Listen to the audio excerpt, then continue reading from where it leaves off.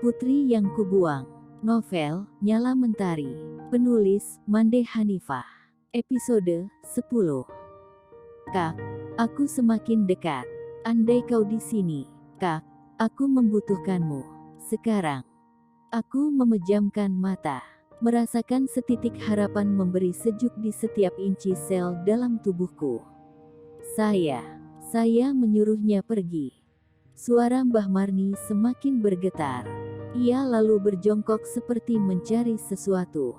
Ia berputar-putar, menyibak perdu. Perempuan renta itu tidak hirau pada duri putri malu yang menancap di kulit tangannya. Dia menangis di sini, tidak di situ. Mbah Sumarni berpindah-pindah. Ia seperti sibuk sendirian. Sejak tadi ia tidak lagi melakukan kontak mata. Aku ingin memeluknya, merangkulnya agar dia sedikit lebih tenang. Dia menjadi malaikat penolongku sekarang. Di sini, benar. Aku ingat. Dia pergi. Dia tidak mati. Anaknya tidak ada. Bayi aneh itu hilang. Paula, peneliti pohon langka itu pergi. Aku mengantarnya ke jalan utama. Ada laki-laki bermobil membantunya. Untuk kali pertama Mbah Marni bicara lancar tanpa terpatah-patah. Entah mengapa kalimatnya yang terakhir terasa sangat sejuk di telingaku. Ibuku tidak mati. Mungkin sekarang ia berada di suatu tempat. Barangkali sekarang ia juga sedang mencari.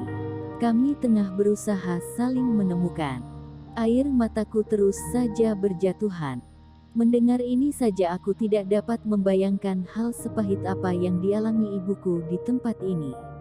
Untuk pertama kalinya aku mengerti mengapa ia tega membuangku. Ia ingin aku terus hidup, meski hal itu harus ia tukar dengan nyawanya. Aku meremas jemari, sekadar mengurai pedih yang menjalari sisi hati. Mbah Marni lalu berjongkok. Dengan kedua tangannya ia mengais tanah. Ia terlihat sedang mencari-cari sesuatu. Peluh mulai menetes-netes di pelipisnya. Ia terlihat sangat lelah. Aku ingin membantu tapi tidak mengerti caranya. Aku belum bisa menangkap maksud Mbah Marni melakukan itu di tanah. Katakan padaku, di mana benda itu? Mbah Marni menyambar tangan lelaki berkamera dengan kasar. Ia terlihat sangat gusar. Di mana dulu aku menguburnya? Aku lupa. Mbah Marni berjalan lagi. Kali ini akar-akar pohon bungur menjadi tujuannya. Ia kembali mengais di sana. Air matanya mulai menetes. Ia kemudian terlihat sangat putus asa. Bah, pelan-pelan saja. Mari kita duduk sebentar. Si lelaki bereaksi lagi. Aku terpaksa menunggu dan membiarkan lelaki yang belum kutahu namanya itu memainkan bagiannya. Aku dulu menyimpannya. Ya, aku ingat. Kotak. Mbah Marni lalu berkeliaran, menyibak perdu, menyingkirkan belukar yang menghalangi jalannya. Ia berkeliling di antara pohon bungur. Sesekali ia melihat ke atas, ke pucuk-pucuk trembesi. Aku tidak paham apa yang dilakukan Mbah Marni.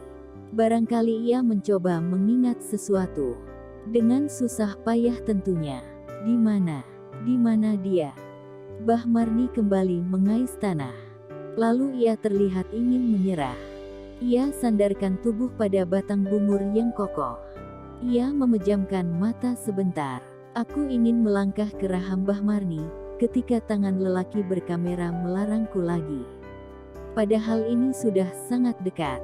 Aku hanya perlu memancing Mbah Marni lagi lalu dengan sendirinya ia akan bercerita lagi seperti tadi. Saat ia mengatakan Paula masih hidup, ia diselamatkan seseorang. Dan dari semua yang diucapkan Mbah Marni dapat kusimpulkan bahwa wanita renta yang bermasalah dengan mental itulah yang membantu ibuku. Jangan terburu-buru, tunggulah sebentar lagi. Berdoa saja bahwa ia akan mengingatnya.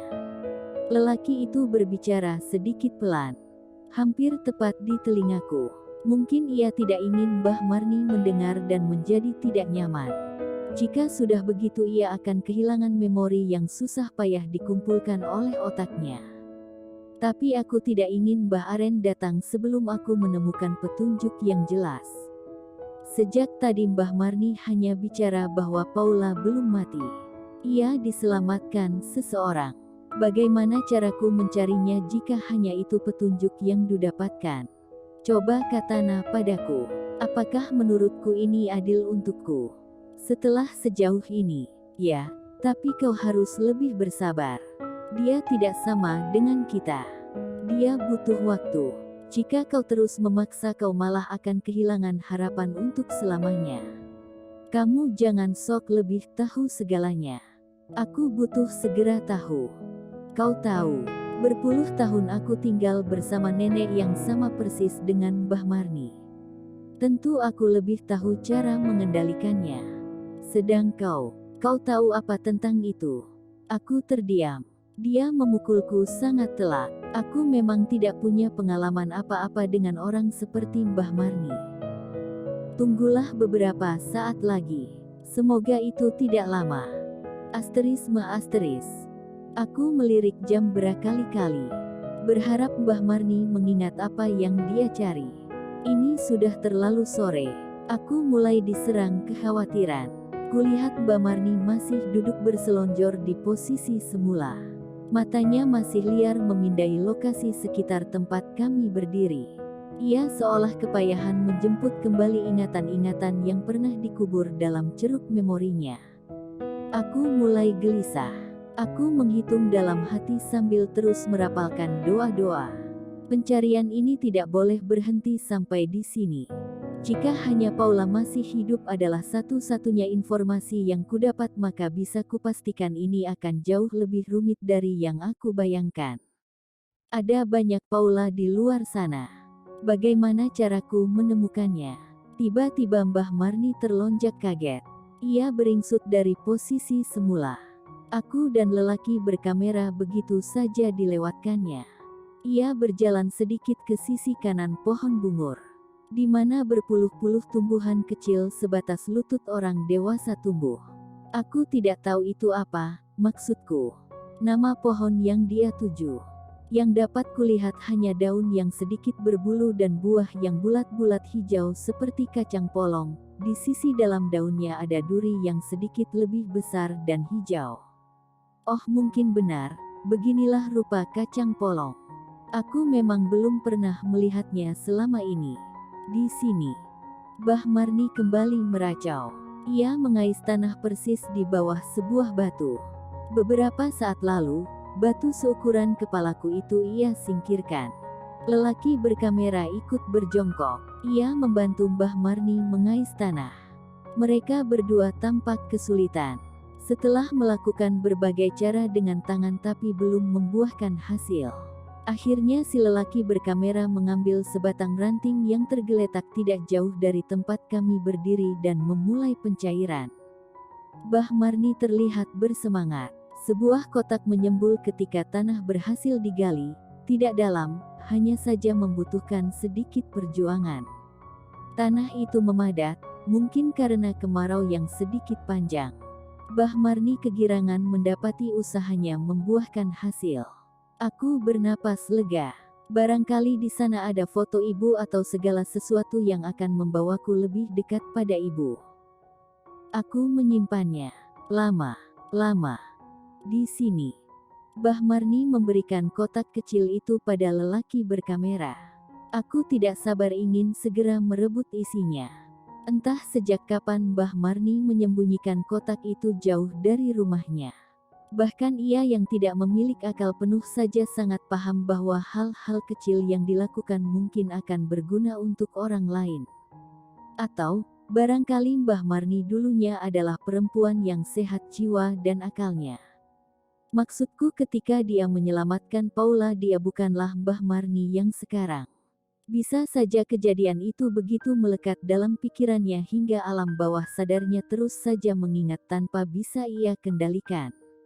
Mbah Marni telah menjadi saksi getirnya perjalanan yang dilalui Paula di kampungnya.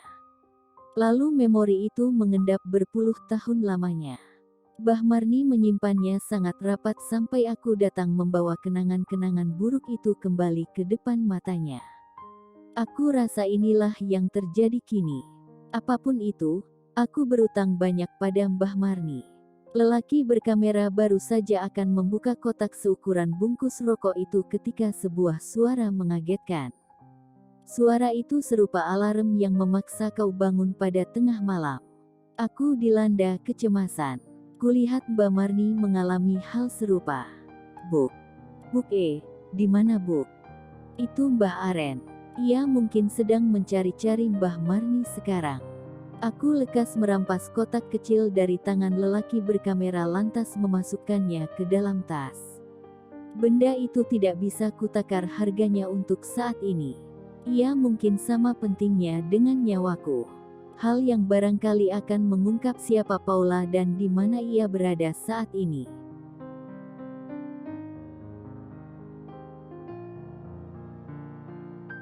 Buk.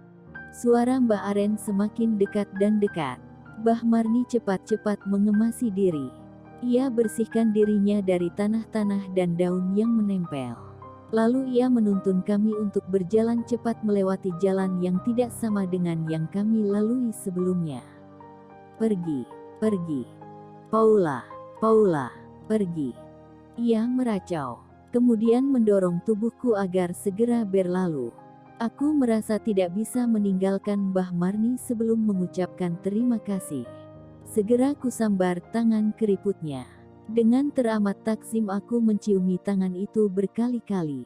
Nanti Mbah, nanti saya akan datang kembali. Mungkin saya akan membawa Paula. Mungkin dia juga merindukan Mbah Marni. Perempuan yang sudah menyelamatkan nyawanya. Hiduplah sampai saat itu tiba, Mbah. Aku mencium tangan Mbah Marni sekali lagi. Dia mengusap kepalaku, lalu sedikit memainkan jemarinya pada rambutku yang putih. Bu. Lelaki berkamera menarik tanganku dengan sangat kasar. Suara Mbah Aren semakin jelas.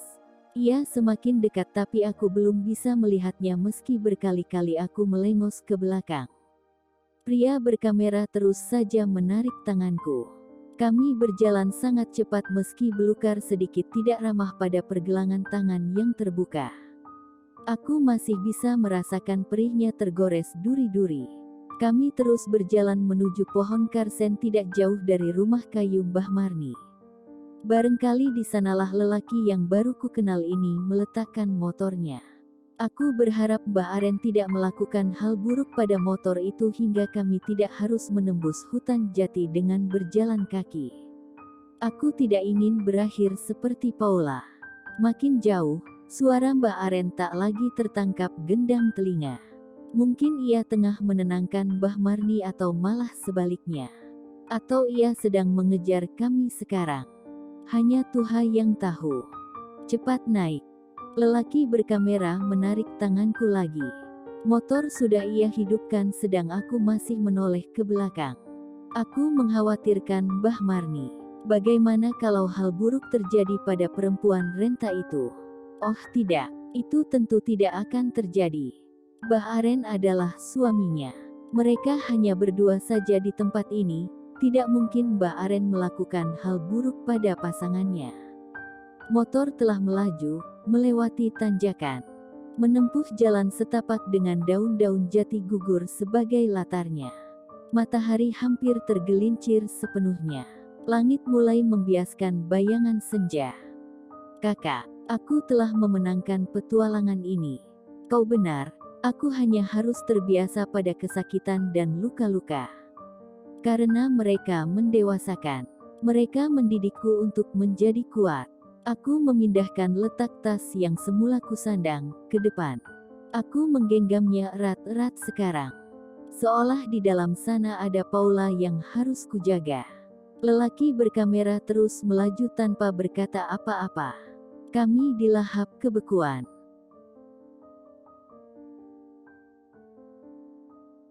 Bersambung dulu ya, sahabat Arif Yohamart. Jangan lupa like, komen dan subscribe channel ini. Matur nuwun.